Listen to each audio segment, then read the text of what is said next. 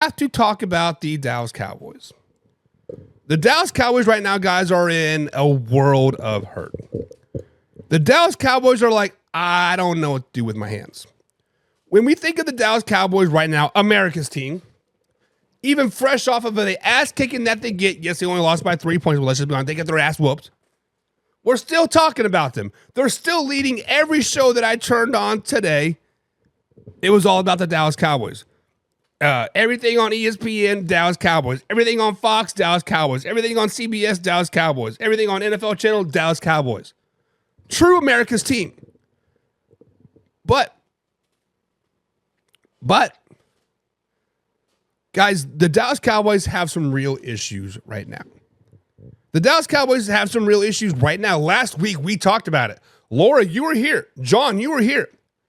When I said, what do the Ravens do well? Run the ball. What do the Steelers do real well? Run the ball. What do the 49ers do real well? Run the ball. And we flat out said right here on the show, I said if the Dallas Cowboys cannot figure out how to stop the run, they could very easily win or lose 4, 5, 6 games in a row. Right now, they're on a 2-game losing streak because they cannot stop the run. But let's talk about last night's game. Yesterday afternoon's game, they were down 28-6 with 8 minutes left to go in the fourth quarter. 8 minutes left to go in the fourth quarter. They get a 3 and out from the Baltimore Ravens, and they go down and they score. They went for 2. Why? I don't know. Chasing points. You never chase points. You always get the points that you're given. But they're down 28-12 with just under 8 minutes to go at this particular time. They do an onside kick. They recover the onside kick, the first one in forever it seems like. But they go over and they get the onside kick and they go right down. And they score another touchdown. Went for 2 again. Why? Chasing points, I guess, but that puts them down 28-18. So at this particular point, guys, they have scored 12 unanswered points in boom time. They have scored 12 points. The whole energy in the whole stadium has been lifted. The Baltimore Ravens are starting to deflate. The Dallas Cowboys are starting to inflate. And what do you see? You see CeeDee Lamb on the sideline pouting. Oh, man. On the two-point conversion, you see him waving his hands. I'm open. No, you're not. He was not open. He was covered very, very, very, very well. Like, throwing attention. Oh, man. Whatever. Digress from that. Dallas Cowboys try another onside kick. This time, Zay Flowers does recover the onside kick. Baltimore Ravens, another 3 and out. Starting to catch a vibe here. Fourth quarter, the Baltimore Ravens fall apart. But long story short, the Dallas Cowboys go down, they score again. Go for another 2-point conversion, they fail yet again. They're down by 3, 28-25. The Baltimore Ravens ultimately end up getting a first down, ultimately sealing the win by letting Lamar Jackson keep the ball, not giving it to Derrick Henry. But we got to ask the question, what is the real issue in Dallas right now? When we look at the Dallas Cowboys, what is the real issue? Is it Dak Prescott? No. I think Dak is playing very, very well. I think the offense in general is playing well. When you have to play from behind and throw the ball 40, 50 times a game to remotely get caught back up, to remotely have a chance, you're doing okay. Now, the running game kind of sucks, but it is what it is. Maybe when Dalvin Cook gets activated and Zeke Elliott gets cut, maybe they'll come up, right? Is it the defense? Well, kind of, right? Kind of is. But on the other side of that hand, the Dallas Cowboys defense is built to play from ahead. The Dallas Cowboys defense is not built to stop the run. The Dallas Cowboys defense is not built to stop the run. It is built to pin the ears back and go get the quarterback. Go get the ball. So, who is it to blame? Who is the blame game there in Dallas? Who do we blame? I have three fingers that I want to point to. Number one, I want to point the first finger to Mike Zimmer. Mike Zimmer, you have been deemed this defensive guru, whatever, yada, yada, yada. But 9 times in your 15-year NFL career as a coach, your defenses have been finishing in the bottom half of the league. You did have a number one defense back in 2017 with the Minnesota Vikings. And the following year, you had a fifth best, and I think you had the 8th best in 2019. That 3-year stretch, you were amazing. You were God's greatest thing since sliced bread. But then the following year, you were 25th, and then 20th, and then 19th, and just not very good. The blame game, number one, goes to Mike Zimmer. You need to rally your troops. You need to figure out your defense. If you are going to be playing from behind, you know teams are going to run on you because you can't stop the run. Figure something out. Blitz. Run a 5-2. Walk up something. Figure something out. Blame game number one is going to Mike Zimmer. Blame game number two is going to go to CeeDee Lamb. It's going to go to CeeDee Lamb. Guys, what has CeeDee Lamb done for the Dallas Cowboys so far this NFL season? All he done is bitch, moan, and complain. Let's just be honest about it.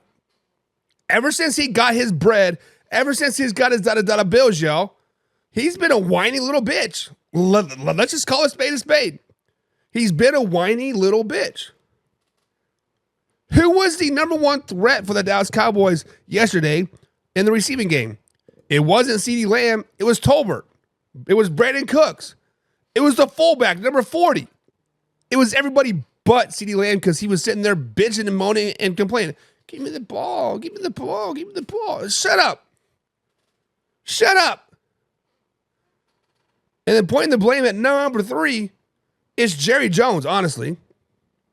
Let's point the blame at Jerry Jones. He puts his team up on a pedestal year after year after year on a clumsy foundation, and the foundation finally just collapsed a little early this season.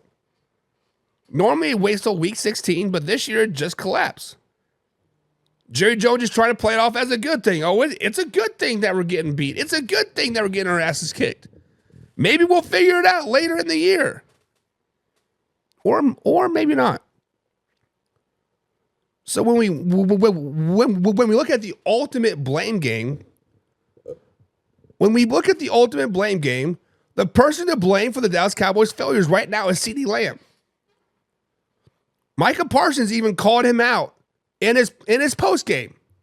Didn't really put a name on it, but we all know who you were talking about.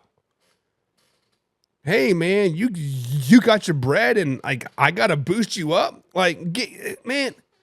You're the richest motherfucker here, and I have to talk you up. Get out of here, guys. The Dallas Cowboys locker room is divided right now 100%. All the blame doesn't need to go to Dak, doesn't need to go to CeeDee, doesn't need to go to the coaching staff or ownership.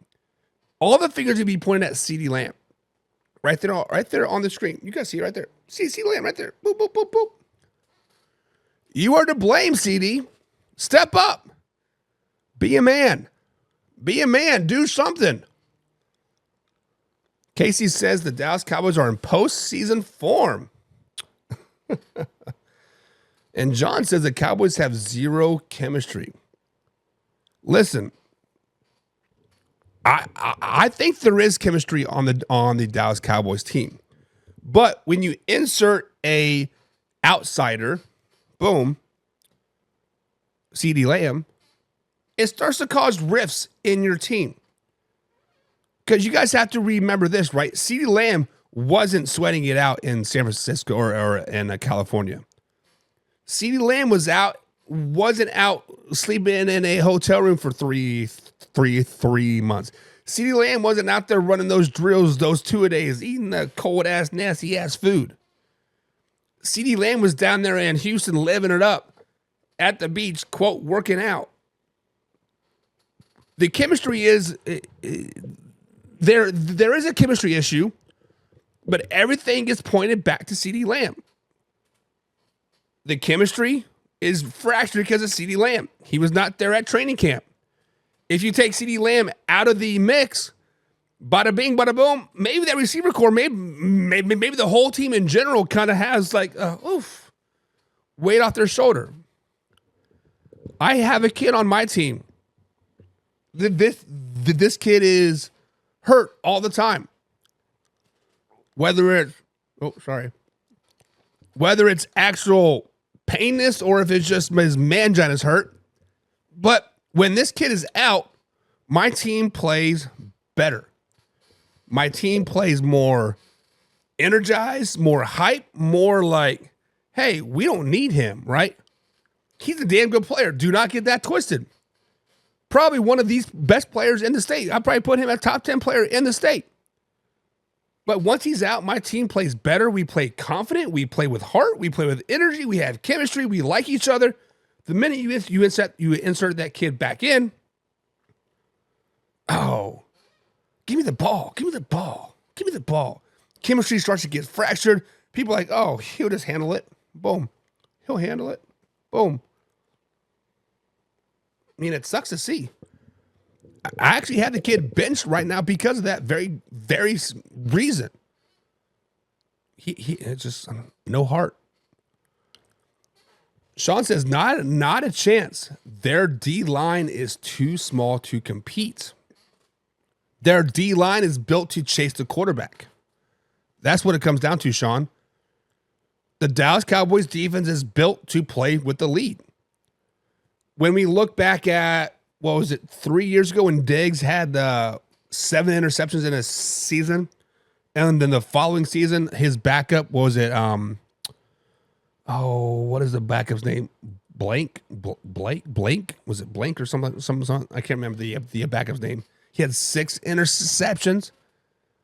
It's because when you are able to play man up and just not have to worry about the run, focus on your receiver, it's easy to play defense. It's easy to play football when you're playing with the lead.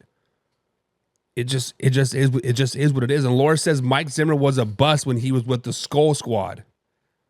There's a reason why he got fired, right?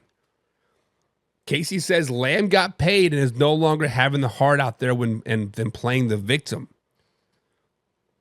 I would take it one step further. He knows he got paid. I think he feels like he doesn't have to work hard to be great anymore, right?